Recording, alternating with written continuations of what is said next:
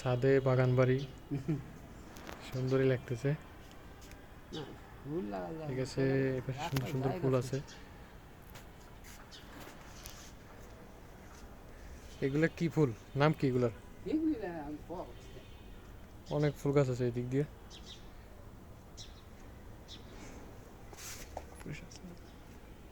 সুন্দর সুন্দর ফুল গাছ।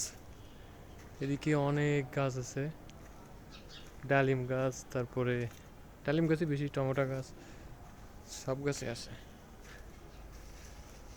এগুলা কি টমেটো গাছ জানি না, কি ফল এটা, অনেক কিছুই আছে।